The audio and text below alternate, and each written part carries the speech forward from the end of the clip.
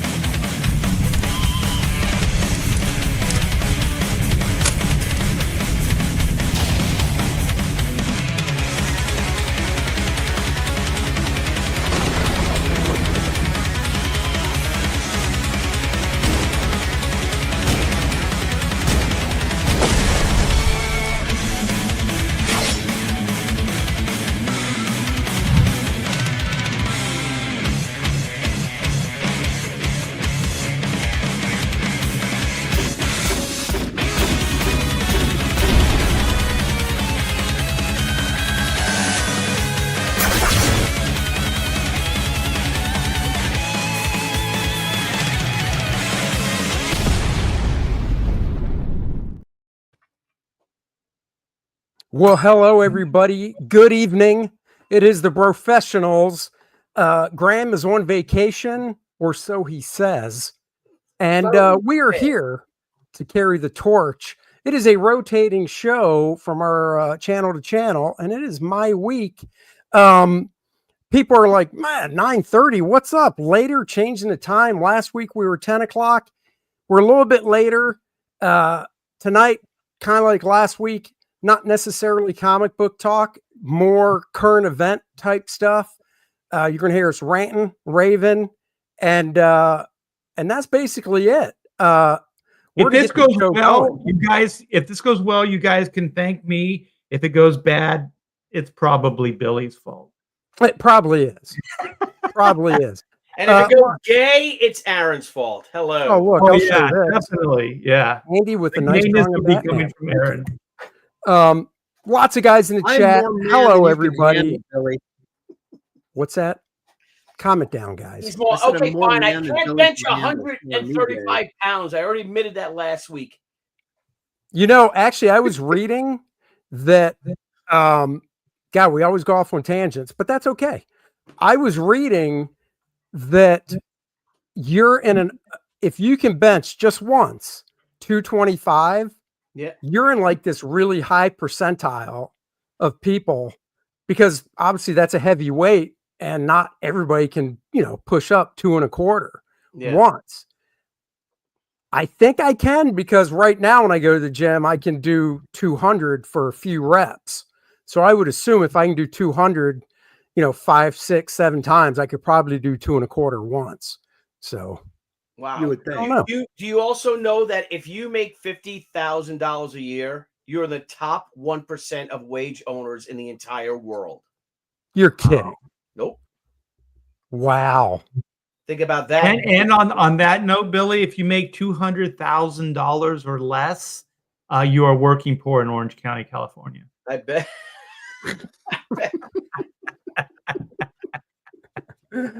There you go. All right, guys. So this one story, I got to get it off my chest, so bear with me, because it hits close to home in regards to this happened in Charlotte back on August 22nd. Now, when this actually happened, because I live here, I knew about it. I heard about it, local news and whatnot. And I never saw a video. I only saw what everybody did. So I've got images to share. And once again, guys, bear with me as I get this off my chest and we'll take it around. So this is the scumbag. No, we're not looking at 14 different people. We're looking at 14 mugshots of the same dirtbag. And what happened was on August 22nd, 23-year-old girl from Ukraine refugee, came over here a year or two ago. Irina Zaratuska, I know I butchered that, was stabbed by this guy. So his name is DeCarlos Brown Jr. He's 34 years old. He was arrested at the scene. Now, when it happened, the Charlotte Observer, obviously local paper, reported the incident and their arrest, but that was it. So I mean, we saw a headshot of the girl, pretty girl, and we saw, one mugshot of this idiot, not the 14, and they didn't really go into details about anything more. Well, just recently, as in a few days ago, the video from on side the transit train got released, and of course, respectfully, they stopped the video right before he, stabbed her. The thing that really got me about the video was, well, two things. One, the headshot they showed of the girl was like, and she's pretty, but it was like this glamour shot. I'm sure you guys have seen it, right? Yeah. But then when you see her get on the train, she's just wearing jeans. She has her pizza shirt on. She worked at a pizza joint. She has a baseball cap on. Her hair's pulled back. And the first thing that went through my head from the build of the girl and everything was that looks like Courtney, like Courtney's build, my daughter's build. And Courtney's a year younger, 22. So that was one thing I noticed. Then the way she sat down and she was kind of timid, and like I was talking to Helen about this, her mannerisms really struck me as well. Like this is why I'm saying it's like close to home. So all I could think of was like, oh my God, it was like watching my daughter with her mannerisms as well. Yeah. The way she was kind of guarded and just everything about her physicality, And then there's the dude sitting behind her, and like I said, I've got nothing graphic. This is what they showed. So this dude sitting behind her, he literally, real quick, that's how Courtney will sit when she's on her phone. And that's why, like, when I was talking to Helen about it, I was actually getting a little choked up. He's sitting behind her. After she sits down, it's a few seconds. He pulls a knife out of his pocket. He stands up, and then you see this. Now, the full video has been released, and we're not showing it because I don't know if YouTube would like that, and I'm not going to take the chance. But one of the pictures from the video after, and this is after she was stabbed, this just, I got to be, when I first saw that, I started getting choked up. I mean, just look at her. Yeah. Like terrified in pain. Yeah. Yeah. And then I don't know if, like I said, I shared the video with you guys. I can totally understand if you guys didn't want to watch it, but I want to share it with you guys. I watched it, and he did it 3 times. I mean, within 10 seconds, that's how quick it was. Wham, wham, wham. Right. And he just walks away, and she's in shock. She has no idea. And the thing is, when you're watching the video, because my wife didn't want to see it, and I totally get it. And I was telling her, the weird thing is, you don't see blood. It's not like in the movies where it's like going everywhere. She's just kind of sitting there when he walks away. And then slowly she slumps down because she's losing consciousness, falls to the side on the seat, and then falls onto the floor. And not a damn person, because there were other people on that freaking train, didn't go over to her. Nobody went over to her. No. They were right across from her too. They were exactly right across and behind. There was another fucking man right behind them who saw the whole thing. There were 3 guys to her right. There were 3 guys to her right. There were 3 people, 2 dudes and another woman. And I'm not body shaming, but she was a big woman. Like, right? She looks like if she started throwing down, you'd be in trouble. So check this out. This dude's criminal history, right? Brown has a record of 14 court cases in Mecklenburg County. That's here. A 2015 conviction for robbery with a dangerous weapon. Here are the most recent events. He was released early from prison in 2020. In January of this year, 2025, he was arrested for misusing 911 What did he do? He called 911, claiming he was being controlled by man-made material in his body. The judge released without bail on a promise to appear in court. You know what the promise was? The dude wrote a note. He wrote a freaking note saying, I will come back. I will come back to court when you tell me. And she's like, okay, and lets him go. And then in July, a judge ordered a mental health evaluation, but allowed Brown to remain free. He goes, you need a mental health evaluation. And they allowed him to just, and the judge was like, so you need it. Okay, cool, bye. And the judge that did that is the judge that is now just, when he got arrested, locked him up and said no bail. And all I can think of is, one, the mayor here sucks. She hasn't done shit since 2017. And these two judges, the one in January and this idiot from July, should have to watch that video on repeat and just have to watch it. I'm so pissed off about this. Just, it's not like... I think also we should go one step further. I think that a judge, like when this happens, they should actually be some kind of review, almost like a criminal case of bad judgment, whatever. I mean, because you can, if there's a surgeon, what is that, malpractice? Like there's things that you can do. I think you should also be able to bring some of these judges and these people that are making these decisions. I think you should be able to bring them to court, and you should be able to try. I don't know what kind of trial, whatever, but you need to make them accountable for it, because if they're not, they don't really give a shit, and they're going to continue to do it, because this is not new. This has happened, hundreds of times, thousands of times in the past. So it's just one more thing that should have been caught, shouldn't have happened, and it's a judicial system that let this poor girl down. Well, no, it totally. Like, I just feel for her parents. I mean, all these judges, all these judges, they've become political appointees, and they're not doing their jobs. They're there for activism, whatever it is, and they're not doing their jobs. Lawyers have peer reviews. If you do something as a lawyer, you can be disbarred. If you do something as a doctor, you can be sued and kicked out. If you do something as a judge, no one can touch you. It's absolutely absurd. This stuff, they need a judicial review, and you got to hope that Trump moves forward with stuff like this, not only just taking over the cities and trying to get crime back under control, but do something with these freaking liberal judges that continue to endanger everybody's lives by not doing their job. I think all they have to do is make it where you can sue them. If you just made a simple law that you could sue them, then things would change, because then they wouldn't be accountable. They wouldn't be so their agenda. They wouldn't be so like answering to this other thing that no one understands. They would have to answer the people. And if they don't, then they can get sued by the people, because they are making life or death decisions that affect the mass population, and they should be held accountable for sure. Yeah. And the thing is too, is I got a couple of points here. Yeah, go ahead.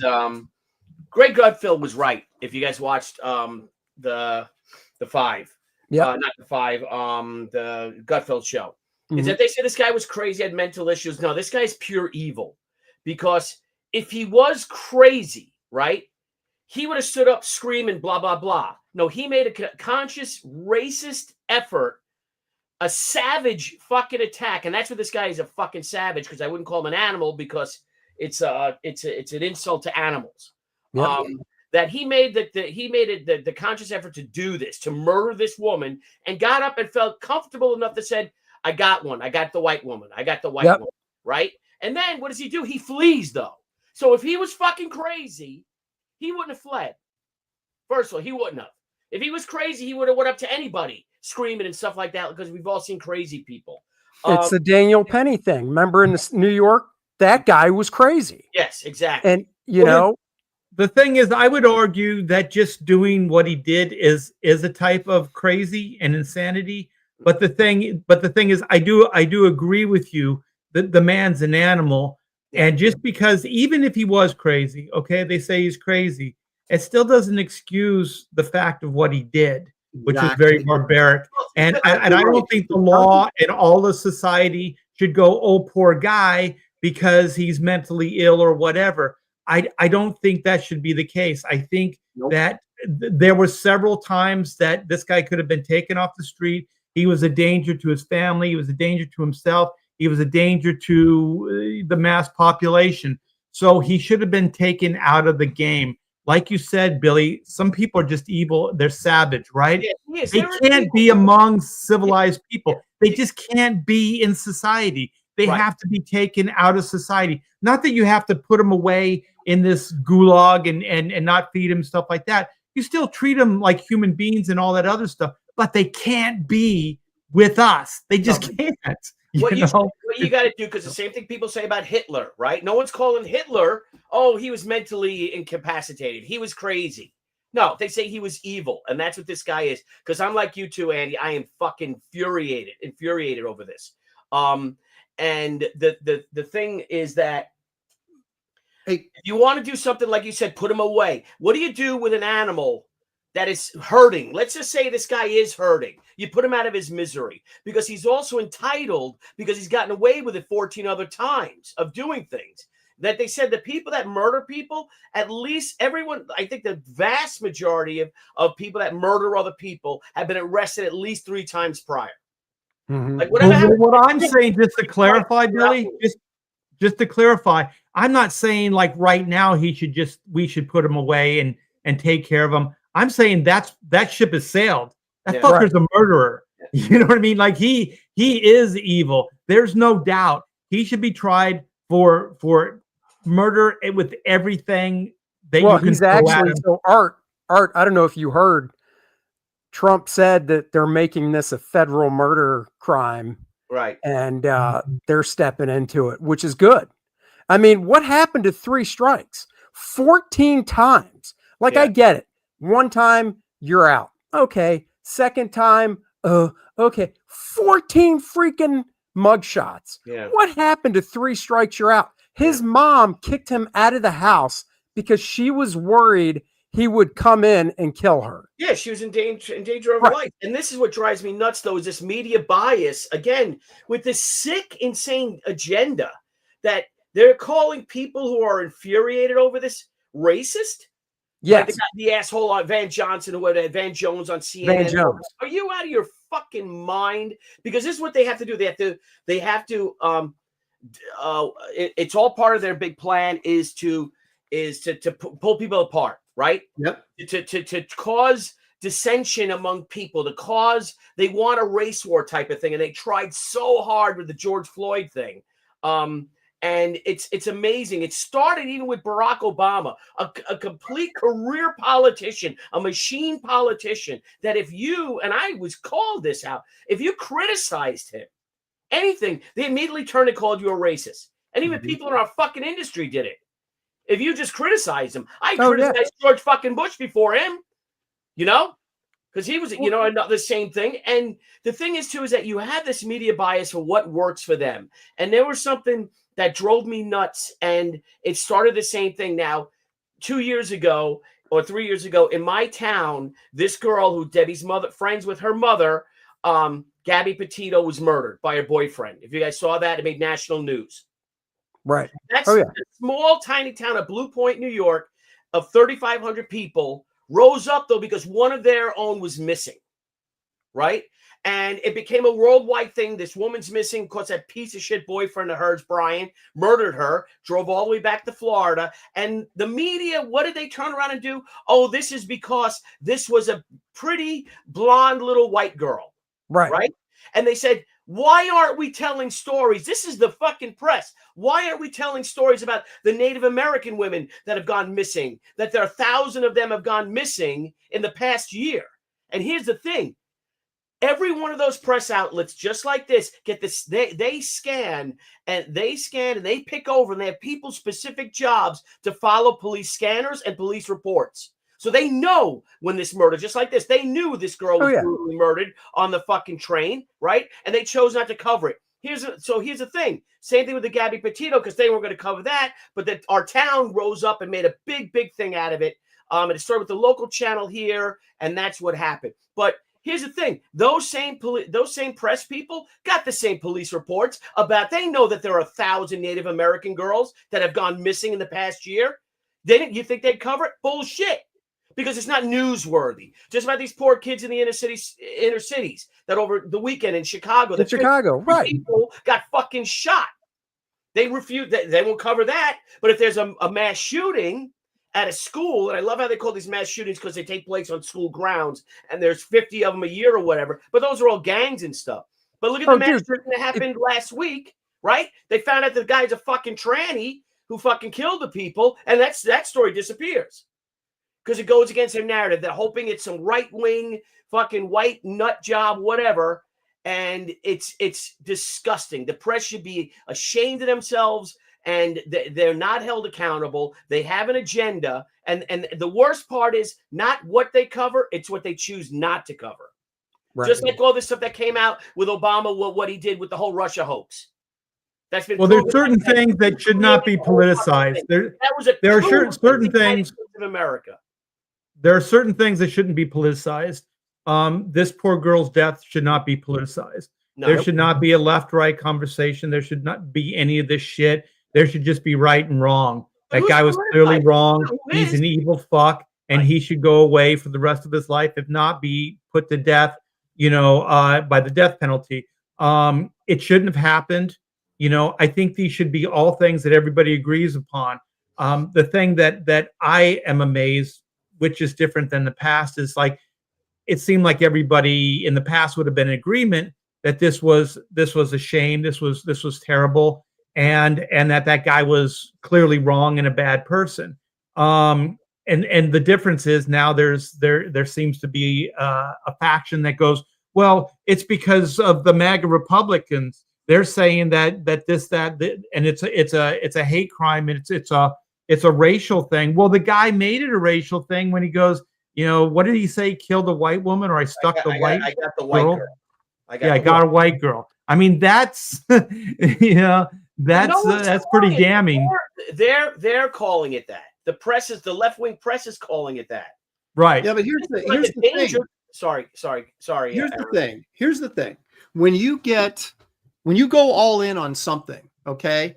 And we all know that the media and the arts, especially Hollywood, comics, whatever, they're all leftists, and they're in power now, or at least they control certain outlets, right? And they go all in this narrative, right? Because they're pushing this socialist agenda, and the best way to get there is breaking down society so their elitists can take over, and we're all a bunch of minions to them and do what they say. That's the long-term goal. So you go all in on this, and then when it starts backfiring on you, like you're pushing this narrative that, there's this racial oppression, and every time a black guy gets accused of something, it's racist because they're trying to divide the country. And then when it goes south on something like this, they have to double down. They have no other choice, because otherwise they have to admit they were lying the whole time and we were wrong. It's just like the COVID stuff. There's still guys pushing that crap, even though it's public knowledge to anybody that wants to know that people were damaged and hurt and killed because of that shot. Oh, no, it's totally fine, because I've been backing it for 5 years. I can't admit I was wrong. Right. Yeah, Rachel Maddow looked right at the camera and said, if you get the jab, you won't get it and you won't transmit it. She says it right to the camera. But here's another thing. And the thing is, no apologies, no, going back and saying, well, this is the information we had at the time. We didn't know, blah, blah, blah, and we apologize. Nothing. Like you said, there's no admittance of guilt. It's just kind of keep doubling down on the same bad behavior time and time again. Well, you know who did know? Is your fucking United States Congress knew, because they exempted themselves from the mandatory COVID shots. They can still go back to work. They can go to Capitol Hill every day, and none of them or their staffs had to follow the mandatory. They exempted themselves from the mandatory COVID shots. Thank God we work the way we work. You know what I mean? And they knew it was all bullshit to begin with. Like all that stuff that they mandated. I'll tell you, in our time, this was the biggest social experiment ever perpetrated that I can even think of. This wasn't just the nation. This wasn't just the state. This wasn't just a neighborhood. This was the world. This was the whole world. Dude, I know I live in Portland, Oregon, and it's one of the most radical liberal areas in the world. But I go into stores, there are still people wearing masks. Dude, they're still doing it here. It doesn't do anything, but they're convinced that it does. It's it's the most amazing brainwashing I've ever seen in my life. I see people here outside at bus stops wearing masks. Yes, it's outside. Absurd. It's incredible. Hey, one last thing on this, because I don't know if you guys heard this, and it's short, and I'd like to read it, unless you guys have heard it. Did you guys hear what our wonderful mayor here, her statement after the video came out? Oh, it's horrible. Can't wait for this. I'm sure. All right, here it is. This is the mayor. First and foremost, my thoughts and prayers go out to the young woman's family and friends. This is a tragic situation that sheds light on problems with society's safety nets related to mental health care and the systems that should be in place. While I do not know the specifics of the man's medical record, what I have come to understand is he has long struggled with mental health and appears to have suffered a crisis. This was the unfortunate and tragic outcome. Incidents like this force us to look at what we are doing across our community to address root causes. We will never arrest our way out of issues such as homelessness and mental health. What a clueless dumbass bit. Yeah. But she wanted to say the girl's name, and then she goes, "We can't arrest our way out of this." Well, you had 14 freaking chances. Yeah, exactly. You had him. And the thing is that you hear what they say, though, is that this is mental illness. There's a lot of crazy people out there, but they don't attack somebody because of their race. If they're crazy, they're programmed. They've been fueled so much, especially since the George Floyd when he died. Right. From that to build this narrative to make certain people hate other people. Yeah. No matter what you do, they will fucking hate you. You know, and they're taught this every fucking day. Yep. You know, and it's things like, and I just get infuriated. Like, oh my God, this coming weekend is going to be is the anniversary of the Battle of Fort McHenry, about the Star Spangled Banner. And if you know the story of what that they don't want to recognize that as the United States national anthem, and we'll go back to it if we can come back to it. But do you know the story?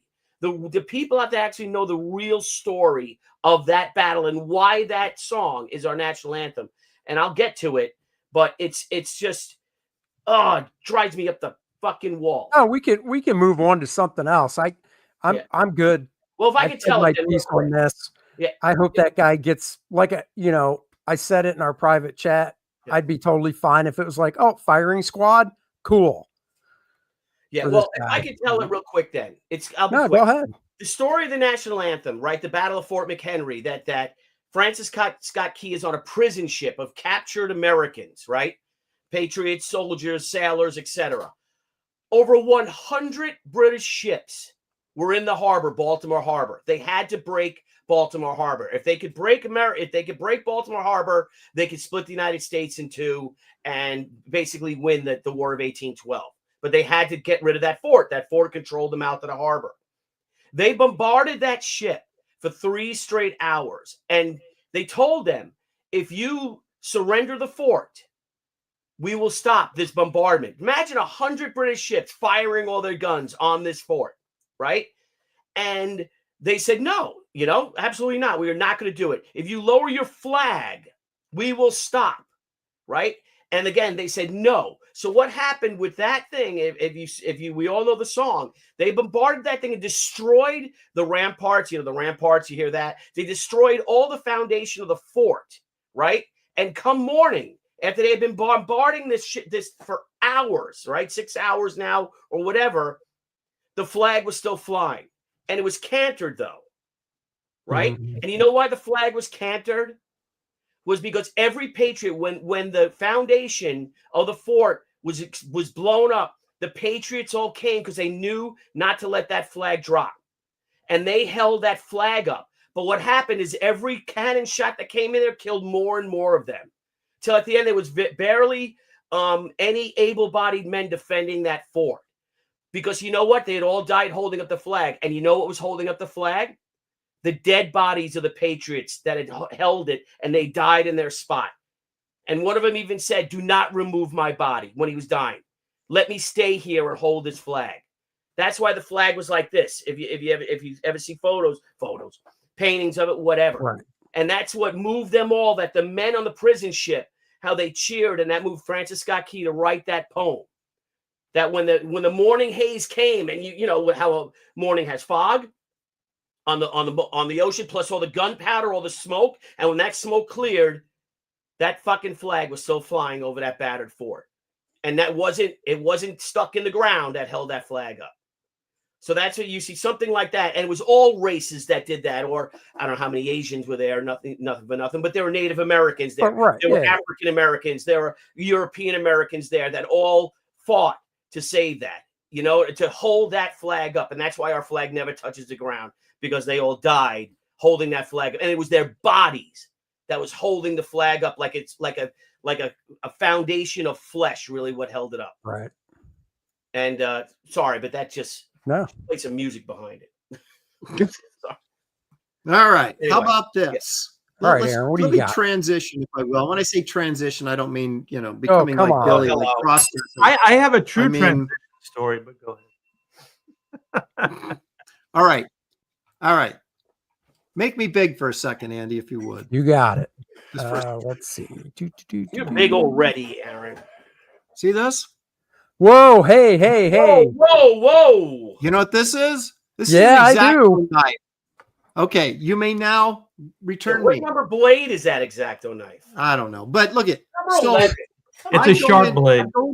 I go into the, we use this for opening up packages, cutting paper, whatever. I go into my art supply store, okay?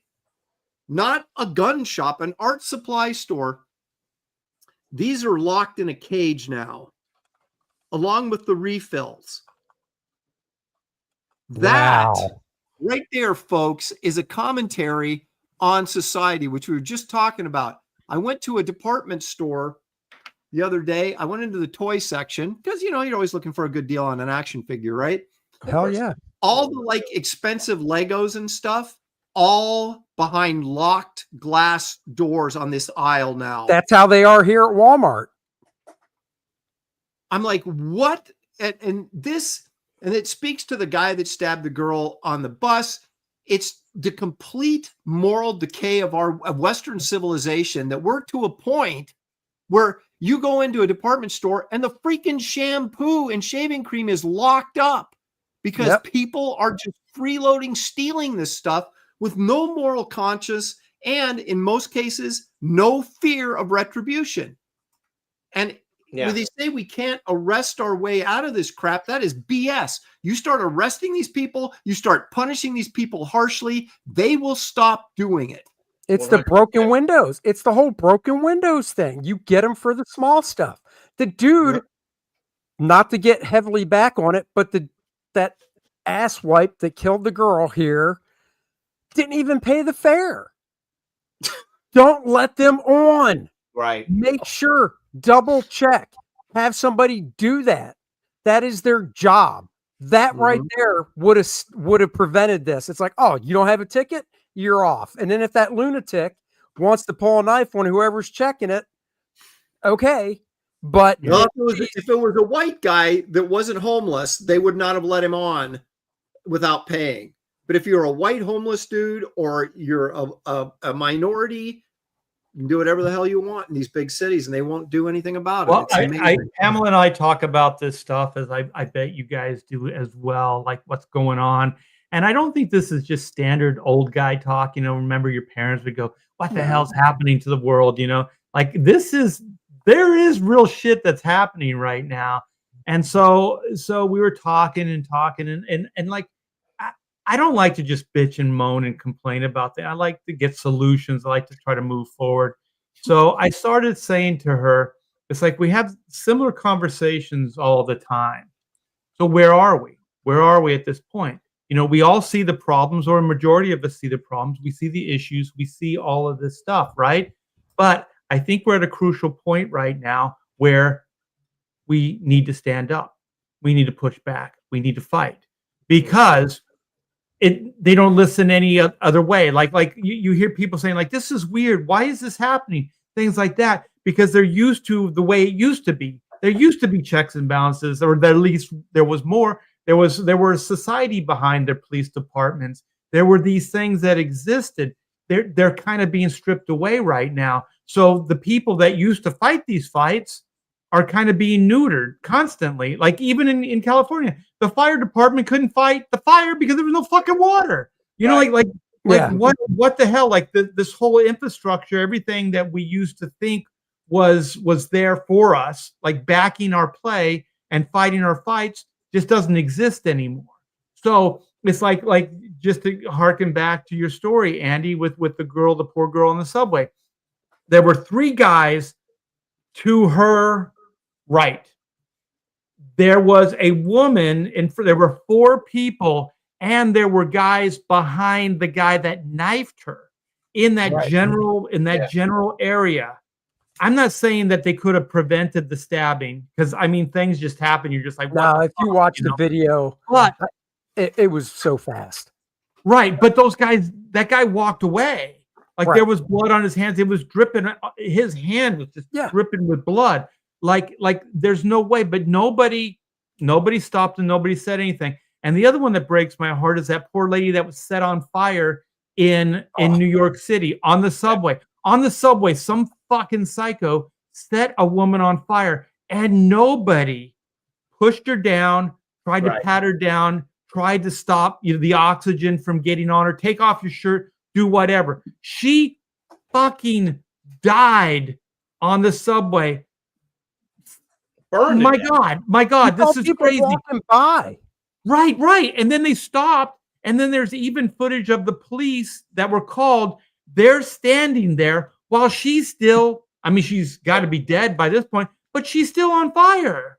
Right. Like like I said, we're at this crucial part where we just need to do stuff as a society. I'm sorry, did you hear?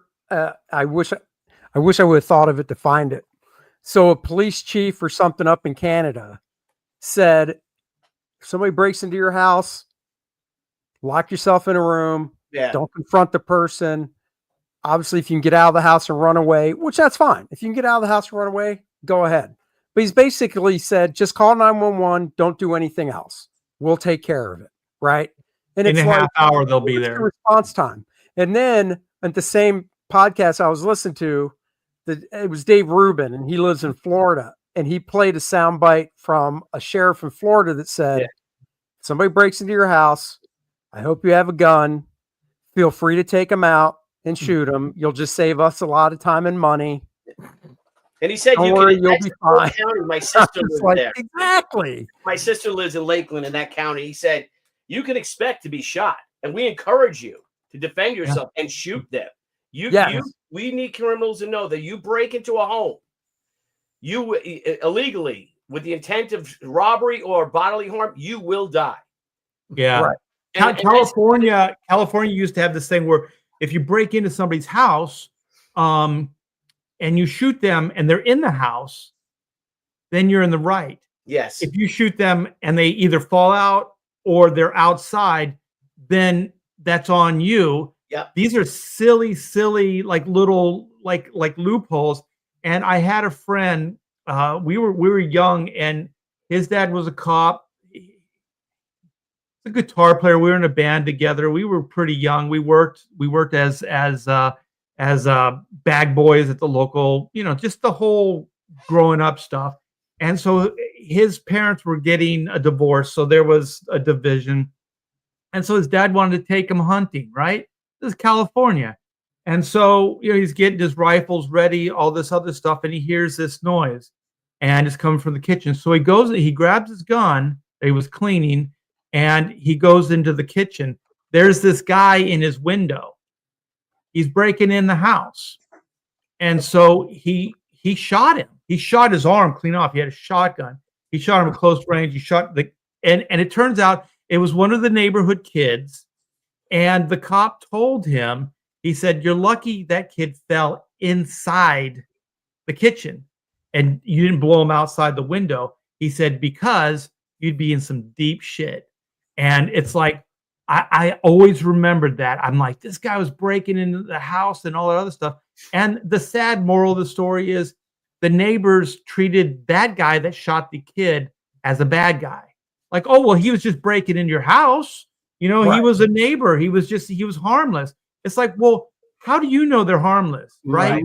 It's like, how do you know these things? How do you know this guy doesn't have a gun? How do you know anything about them? Even if you know that person casually, you shouldn't give them the benefit of the doubt. So what Jeff did, I think, was 100% correct. You know, shoot first, you know, let God sort it out, kind of thing. Yeah. You know? Well, I'd rather be you know, we've always had division politically in this country, right? You can go back to the very founders in the first elections and how they would lie about each other in the newspapers, you know, when they're running against each other and things like that.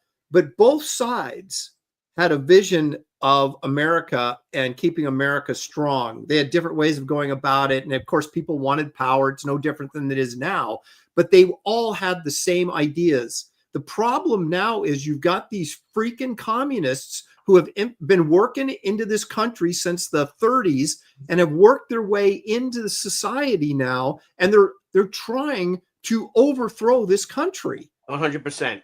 And so so it's not, you've got people in states governing, making laws that prevent you from just even defending yourself. So people are afraid, well, if I shoot this guy, I'm going to go to jail for the rest of my life. And your other choice is let him kill you. You know, so what, you have no options.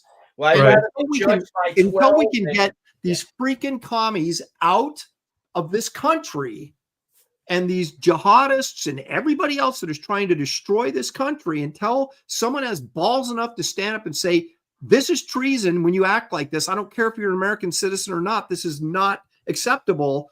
Then we're going to have this problem, and it's not going to get any better until we can. That's what I was trying to say. I think that people need to now speak up, and you're starting to see it. I mean, you know, there's the mainstream news, you know, that you can't really trust.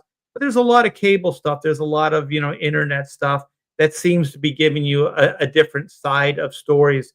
So some things are happening. Yes. People like us are speaking out and saying things. But I'm saying like if you live in these neighborhoods, like that girl, like everybody in that neighborhood, everybody that lives around there should be fucking outraged, you know, and they should be. Oh, they are. We want, well, good.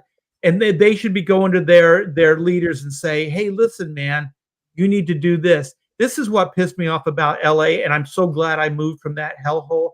Like all you hear is after the fires, the Palisades and all that stuff. That's a war zone. Have you seen this place? It's fucking burned to the ground. The Palisades is gone. It's gone, right? To the ground. And so then you hear even some of these actors, these liberals saying, oh, this is blah, blah, blah. How could there not be any water? So then you start listening to them and you're thinking, oh my gosh, maybe they're going to get the hint. Maybe they're going to start, you know, like speaking out against Newsom and their mayor Bass and all this other bullshit, right? And they're going to demand, you know, better leadership. And then, you know, after a while, after a few months, you know, then it just all goes away and then it's business as usual. And so now Newsom is selling, you know, all that property to the highest bidder, to the Chinese or whoever. You know what I mean? Like, it's fucking nuts. It's like the government's in this crazy win-win scenario. Like Gavin Newsom, it doesn't matter. You know what I mean? Like the whole Palisades can burn down. He still has a job. Bass still has her job. And they get to sell this land. You know what I mean? They get to make money. Well, it's just crazy. Like people in New York, it looks like they're going to elect this they're going to mayor. And it's like, how many times do you have to do something stupid like this as a voter and have it fall down on you before you learn? And the people just, it's unbelievable to me that it's like nothing can happen that will change these idiots' minds. It's just unbelievable. They manipulate the stupid and the weak, and it's all by design. The good news is, Aaron, let me tell you, That guy is going to win. He will become the mayor of New York City, right? Yep. He will. But come 2020, what, 7? What, 28? What is this, 25, 26? Come November 2026, he will be the face of the Democratic Party. And you will see, and New York is 60 miles west of me, just what a shithole it will be. Yep. Yeah. And it will be in the news, you know what? Every day, the crime. I just feel bad for my buddies who are cops that live there. All my comic creator friends that live there, none of them live there anymore. All my leftist liberal comic book friends all moved out. These are the same people that voted de Blasio in. He destroyed the city, and now they're voting somebody worse than him in. It's like they never learn. It's unbelievable. This Mamdani guy was, he said it was either I think it was yesterday. He basically was praising Dinkins, that dipshit. Yeah, that guy. So I worked for Giuliani. I volunteered for Giuliani, and how Giuliani barely lost the election to him. Giuliani blew him out 4 years later because of what a shithole it was and what that guy did. Right. And again, they're talking about David Dinkins. Oh my God, he bought because he loved tennis. So he got the tennis stadium put by Shea Stadium over there by City Field where the Mets play, where the U.S. Open is. So you guys know here's a new topic. Can we go in different direction or? Yeah, one last thing and then take it, Art. You guys know who Jasmine Crockett is, right? Yeah. Yes. That idiot from Texas. Another fucking home run. That one. She actually said that the police, the job of the police is not to prevent crime. Yes. Did you hear that? Yeah. Retard. Seriously. These are the thing. You keep electing these people that they don't care about people. They don't care about society. They care about themselves. And if they say the right thing, oh, I can get elevated. I mean, she's not that dumb. I mean, she's an idiot, but she's not that dumb. She's repeating talking points that thinks she's going to get her ahead in the party or get her elevated, make her money. Somebody's feeding her money, Soros, whoever. Yeah. She's making money saying this crap. Her seat in Texas is gone. So she has to do something. Yeah. All right, Art, I'm going to share your screen. Yeah. Okay. I don't know if you guys heard this. This is really interesting. Oh, yeah. Trump DOJ is looking at ways to ban transgender Americans from owning guns, sources say. So we could go into this article, but I just wanted to show you guys that there is an article. This isn't just, hearsay or me making this up. But because I don't really have time, and it's just boring to read this thing. But you guys, this is CNN, and of course this is pretty biased, the way it's written and stuff. So when you guys get some time, go click on it, read it. But what I think is interesting is that at least there's conversation, because the thing is, for decades and decades, like transgenderism, what do they call it? A gender dysphoria, all these things. Yep. These were medical conditions. These were tells that you were crazy. Right. It's written down. There's books, there's documentation, there's facts, there's all this stuff that exists in the past. But of course, we're living in a day and age that nobody cares about the past, and whatever happened before yesterday doesn't really matter. But it's all documented. It all exists. So there's kind of a knee jerk that I have sometimes when I hear these things. I'm like, yeah, let's do it. And then there's the practical side of me that's just like, okay, what are the ramifications of this? So the reason I think it's brilliant is because what he's saying, what Trump and his people are saying, is that these people are batshit crazy. Right. And they shouldn't own guns. Mm-hmm. And so I think, if nothing more, it opens up for debate and conversation, right? So the thing is, there's gonna be conversation. So I have a strong feeling that if whoever wants to push this the hardest is going to win. But if we could, then finally we can get rid of two problems at one time, right? we can get rid of the Fed and these government agencies trying to convince us that these people are completely normal, this transgenderism, and that we need to support them and we need to nurture them and hold their hands while they get their junk chopped off or whatever the hell this craziness is. all the time lying to somebody who needs help, saying that, yeah, we support you. This is valid. This is important, when in reality, if young kids come up to you, we're all parents, and they said something like this, you just go, no, you're not. You're not. If it's your daughter and she says, I'm a boy, you say, no, you're not. And then you just walk off, right? It'd just be matter of fact. But what they do is they put this crazy doubt into parents, and then the parents, like, they sit down with the child and they're like, so tell me about it, blah, blah, blah. And every word that comes out is just reinforcing that this is real, right? That this psychosis is real, and then especially if you start going, well, we'll look into medical, whatever, then you're actually creating the reality. Because if you just said, no, you're not, and you walk away, or you say, we'll have this conversation when you're 19 or 20, you know what I mean? But you're 13, so we're not going to have this conversation right now, or whatever, but just be matter of fact with it, and then just move on. But every time you talk, every word, everything that comes out is just creating this reality. And I think we need to just end it. So if Trump can actually put this gun, idea, which they should be behind, by the way, ban guns, right? Ban guns. This guy that shot up this church had a gun, and he was transgender. So I don't see why there's a problem. Well, that's the thing, Art, because before this happened, they would always say, oh, you got to have the red flag laws, mental health stuff, blah, blah, blah. They shouldn't be able to, blah, blah, blah. And now Trump's going, okay, cool. We won't let this group get him because, obviously there's a mental problem. And they're going, whoa, wait a second now. Right. I don't see how they could win. But just, this is like almost everything. Like, you have logic and you have reason and you have, that stuff on our side, but they won't actually debate this stuff in any kind of forum that is fair. Because they can't win the debate, Art. That's why. Exactly. So then they just go to the public, and then they just try to brainwash everybody in oh, look what Trump's trying to do now. Look what the DOJ is trying to do. Look what those MAGA Republicans are fucking up to this time, And the thing is, it's like, no, this is really logic and reason. This is not political. This is not left. This is not right.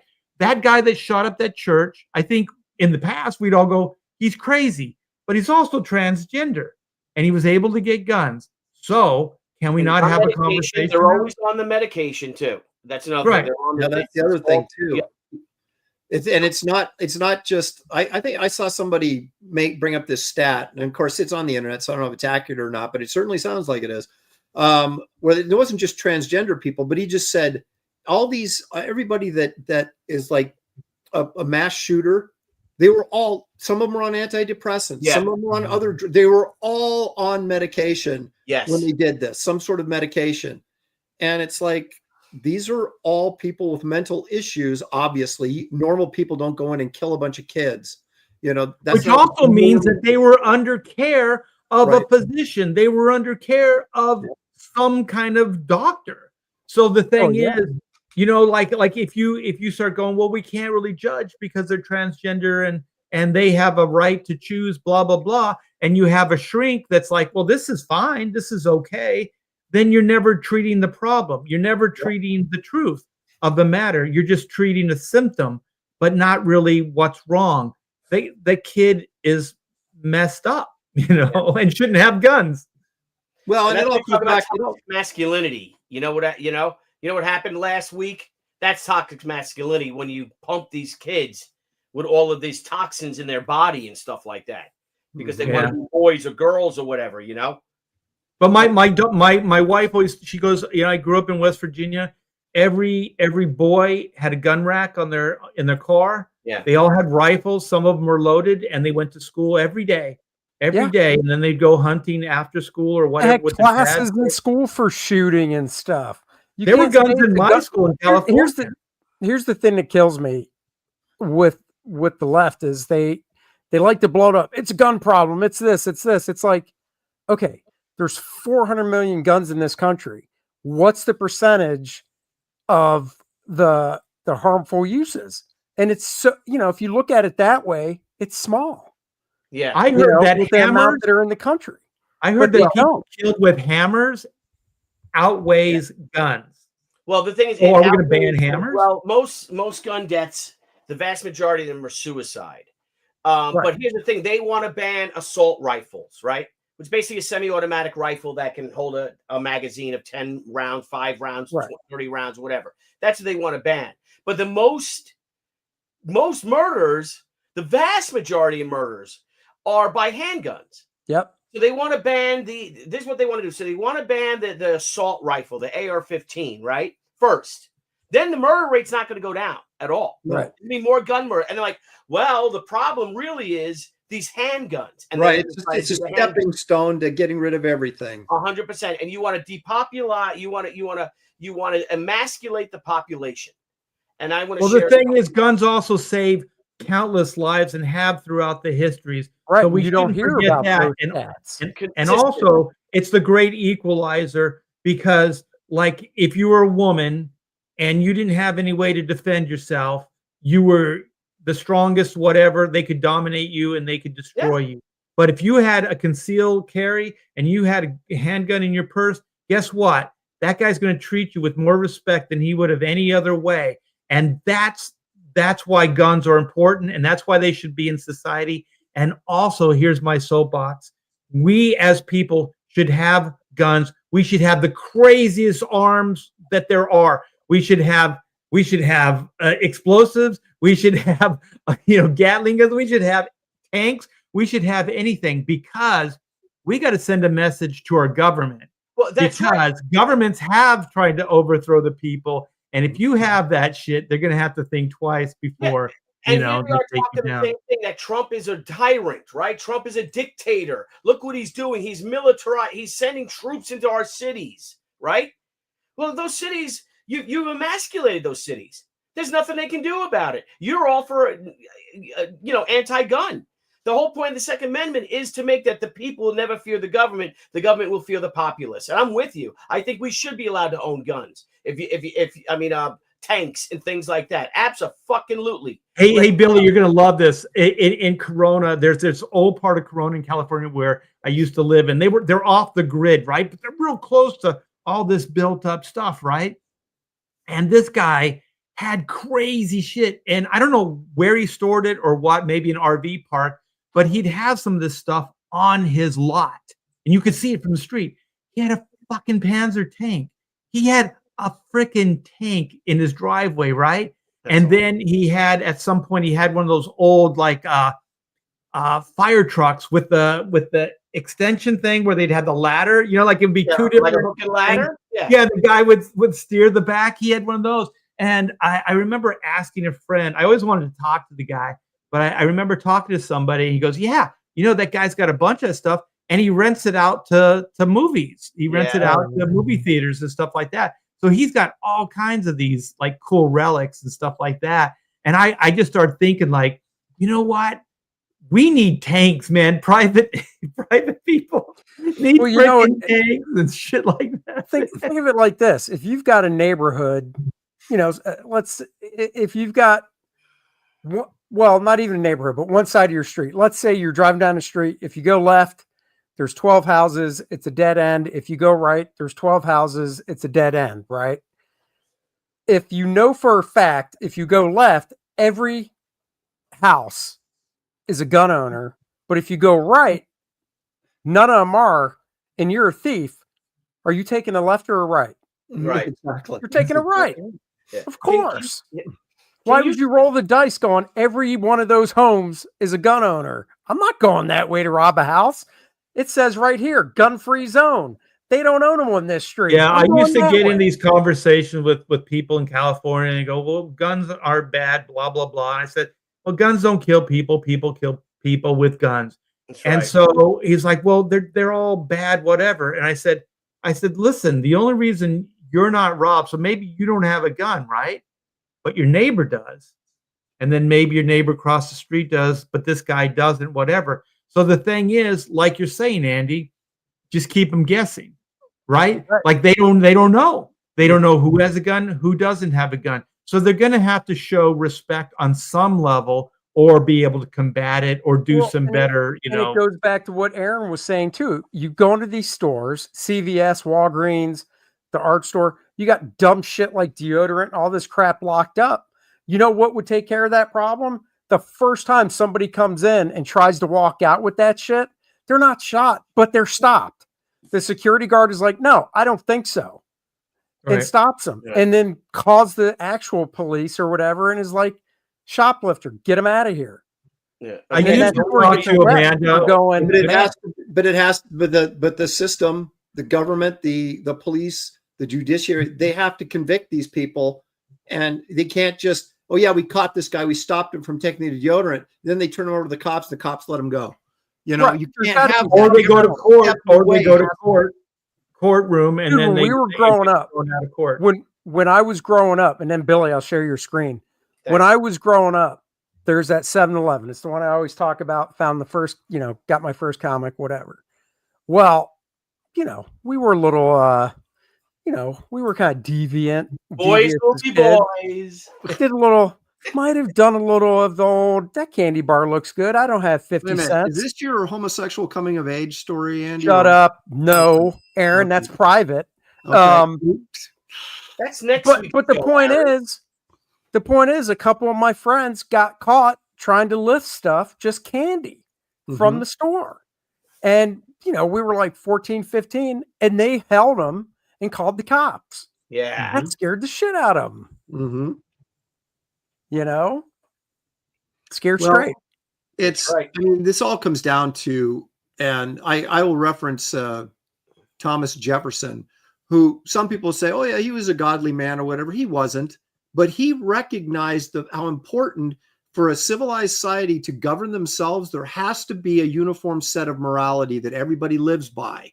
Right. And so he was very supportive of the biblical idea, the Christian ethic and morality, that everybody lived by those, because that's the only way you can govern, you can have a self-governing society. You don't have to believe in God, but you sure as have to respect what it stands for.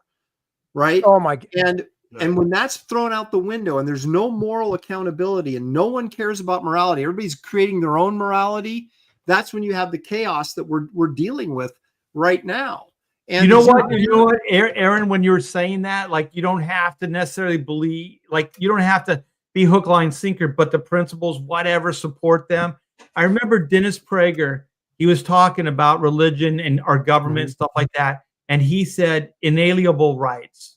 And then he said, who grants the inalienable rights? God. Right. God grants the inalienable rights. So the thing is, like, all that stuff's written, because, there's debate. And as soon as this debate happens, the Western civilization will die. It will be gone. As soon as some bonehead starts saying, well, let's take God out of the Constitution. Let's take God out of the government. Let's take God out of whatever.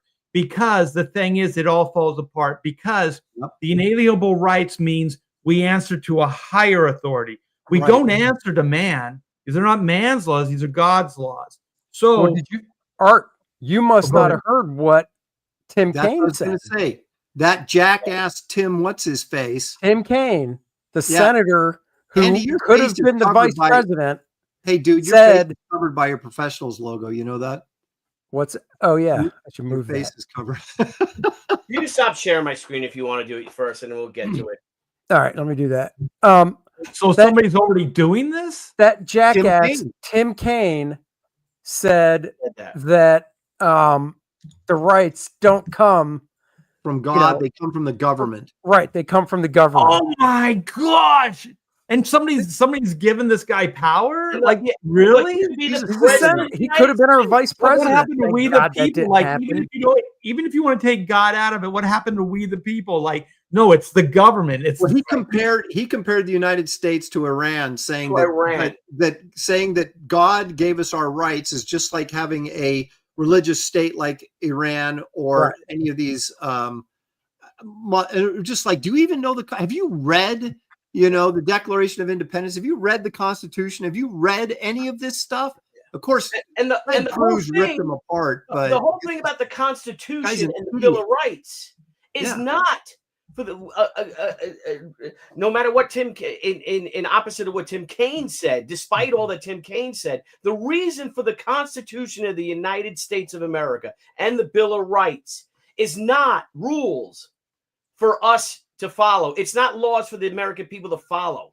It's what the government cannot do to us. Right. It is just the exact opposite of what Tim Kaine said. We do not get the laws from the government.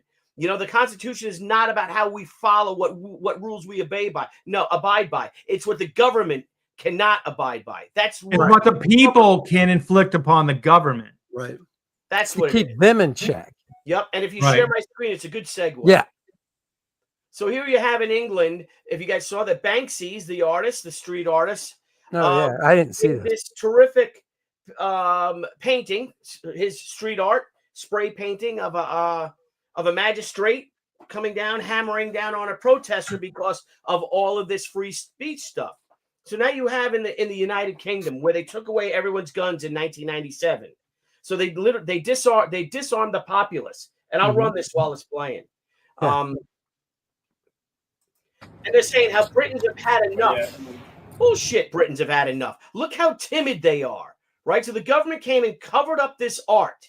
Right? But it's okay for you to fucking go to Trafalgar Square and they can spray free Palestine all over the fucking statue and everything and leave that. But look at them. Look how timid, how they've controlled the Britons in this country. And here they're looking around. Oh, let's sneak around and take a photo of it. Right? And I'm telling you, if this is in fucking San Antonio, they'd rip that shit right down. Right? Yeah. And let's move it out. Let's move it. But I'll walk away, get ready, let's take the pic again. So see what you've done. So you've disarmed and emasculated the population of Britain, right? You're taking away British identity, saying that it's evil, it's racist, all this. And guess what now? Now they're fucking throwing people in jail for calling someone what do you call them, a penguin or something? They called somebody what is it? They're arresting people for speech. They arrested that comedian. Like he called someone. What did the guy call somebody that he got? Well, he made 3 tweets about transgender people, and one of them, and I'm paraphrasing, he said something like, if there's a transgender person, a transgender woman in a woman only space, and they're causing a ruckus and they won't leave, just kick him in the balls. Yeah. And he got off the plane because he moved over here. So he lives in Arizona now. And I didn't realize this is the guy that wrote the IT Crowd, which I think is hilarious.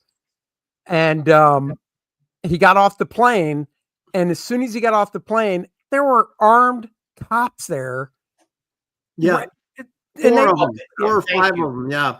To take him into custody. Like he was like a threat, Right. Yeah. For tweets. For weeks. And now they're arresting you, like I said, as OV really said, arresting someone for calling someone else a Muppet. So if you saw this thing called Operation Raise the Colors, which is happening this Saturday all across the United Billy, States. Before you go any further, there was something about that picture. So they also, the government painted out what was on that sign, right? No, well, they covered it just with a tarp and a piece of metal. Yeah. But if you look at the image, that there's nothing on that sign that guy's holding up. Oh no, there's nothing on the sign. He left it blank. Oh, I thought there was like a Union Jack or something on the sign. He's all for free speech. You'll see some people made the cross of okay. Because I did see something on there. I'm sorry. Go ahead. And I have friends UK friends that are on Facebook, and I see them and they're infuriated with people flying the Union Jack and the cross of St. George because they feel it's racist and it's a right-wing fucking thing. This is their first reaction. But the thing is, what happened now with this Raise the Colors thing is that there was a guy flying the Union Jack from his home in London, and the cops came and told him to take it down. And he refused to take it down, and either they took it down or I think they arrested him because it caused distress to one of his neighbors in the United Kingdom, flying the flag of that country. Oh my God. So now over 3 million crosses of St. George, the Union Jack, this flag of Scotland, the flag of Wales, and the flag of Ireland have been purchased in the United Kingdom, and they're all going to march and they're all going to fly them this Saturday. Okay, right, right. Here's the big question. It's the problem we're facing right now. When you've allowed all of this immigration from people that are not assimilating into this country, but are trying to undermine it and take it over. Yes. But they're now like this Mandami guy, right? He's an American citizen. How can you get rid of him? You know what I mean? How can you, you know what I mean? If people are voting for these people, it's like the Somalis in Minnesota. The whole community is Somali, so they're electing Somalis that have no interest in pushing forward an American agenda. Yeah. But how do you get rid of them? How do you stop it?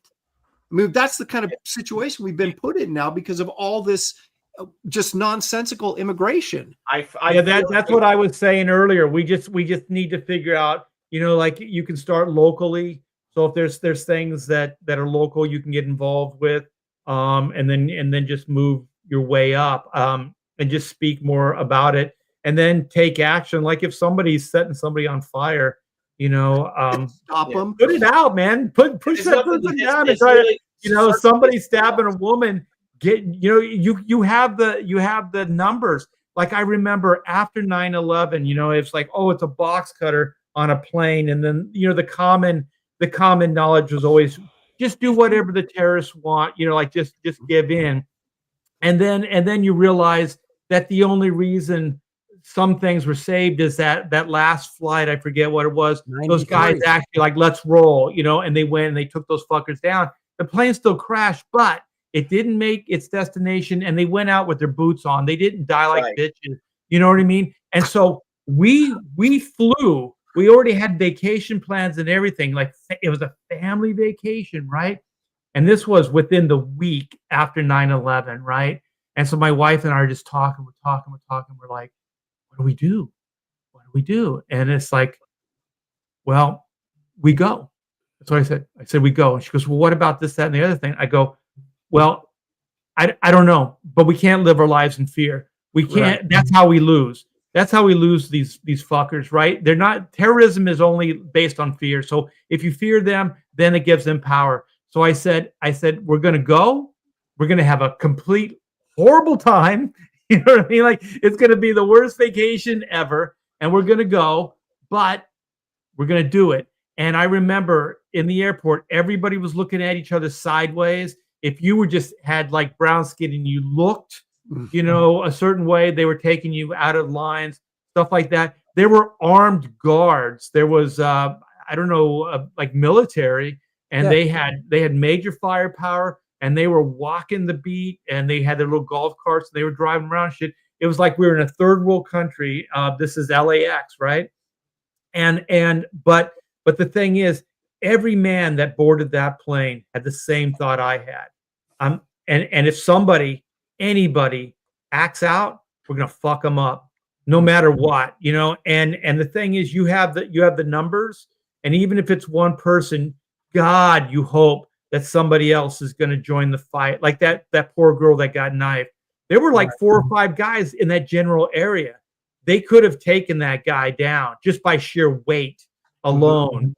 You know, but they didn't do anything.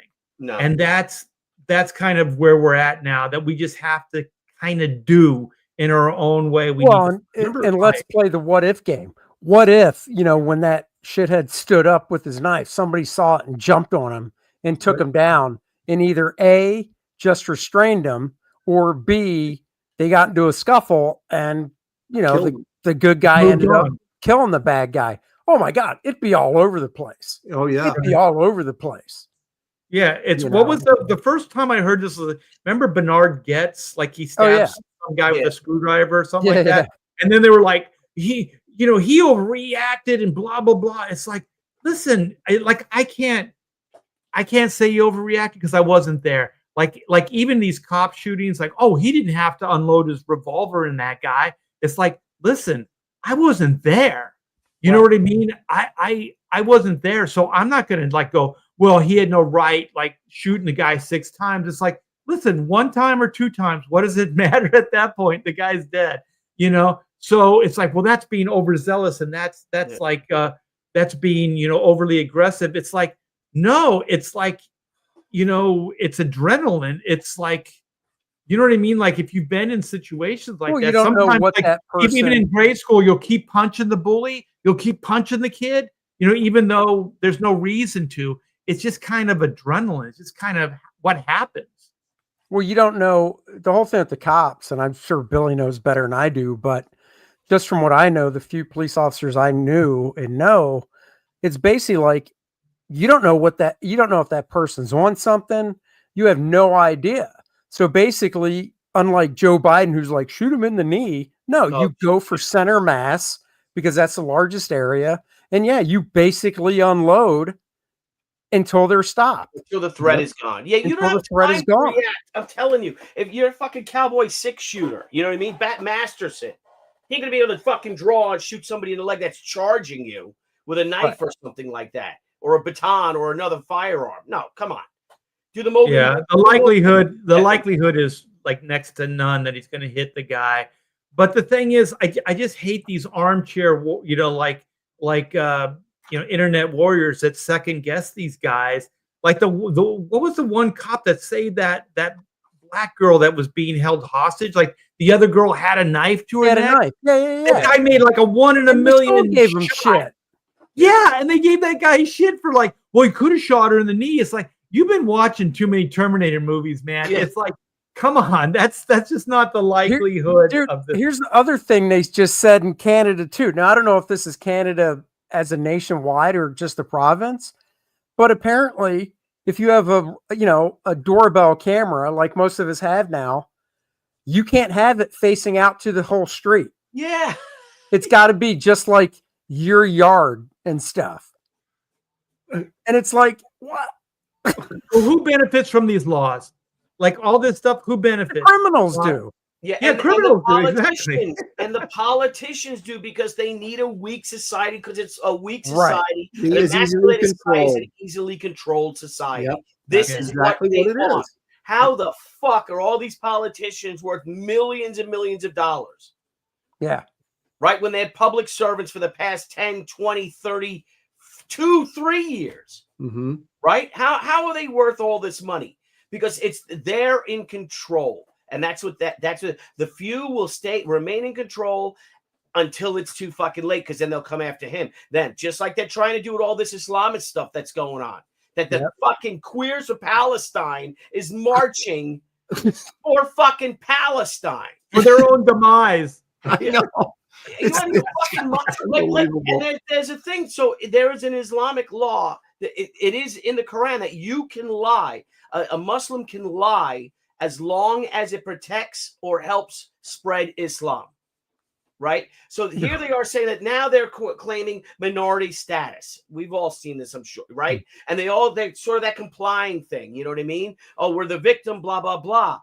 But the thing is that when they're in the minority, they're all about minority rights. Mm-hmm. But once they're in the majority, there are no minority rights. Right. That's exactly right. And if you look, there are 52 Islamic countries of the 180 nations in the world. None of them are going to those countries. Well, I heard like Britain or one of these European countries is 30% Muslim, like 30%. Like that's crazy. And also, I was thinking. So once you have enough numbers and you don't believe, you don't assimilate, well, then that culture goes away, right? I mean, this is like elementary math. But think about this, okay? You're Islamic, you're Middle Eastern, you're whatever, right?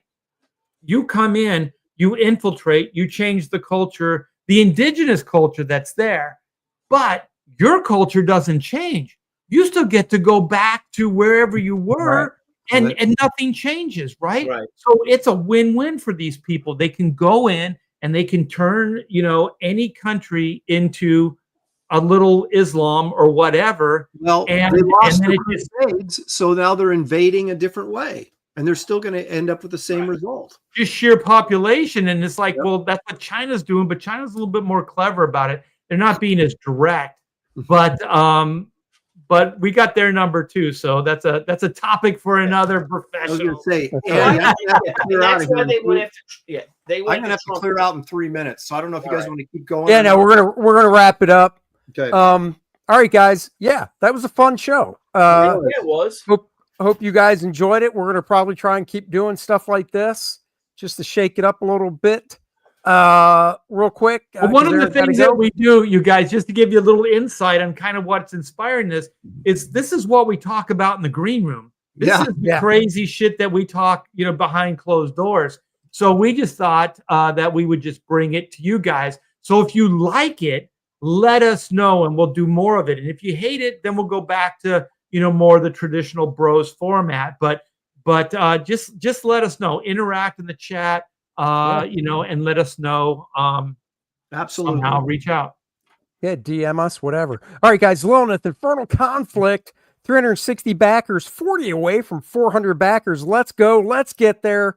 Thank you, everybody that has already backed the campaign and supported it. I really, really appreciate it. Dennis does too, of course. We have added the foil cover. It is in the box. So if you get the box tier, you're getting more bang for your buck. And if you already got the box tier, well, guess what? It's going to be in there. Guys, go check it out. The link is in the description below. The calendars are at the printer. They ship in December. 9 out of 40, a lot of calendars left. So get on it. If you want the Kor-Drath calendar, you'll get it in time for January for the new year. John Malin cover. Anyhow, lots of great stuff. Preview pages, more preview pages are coming. They're at the colorist now. I definitely want to put up some more for you guys. Thanks for backing. Thanks for watching. Everybody's links for their campaigns and websites are in the description below. Until next time, thank you for watching. DNA show tomorrow at 3:30. Graybeards after that. And Art, I don't know if you're doing Pontificators. Pontificators, 8 Eastern Standard Time. So we've been heating it up. So you guys stay tuned and come hang out with us for about an hour and a half. Andy, Aaron, and then Art right in a row. That's your whole That's right. It's like a train. And on that note, bye.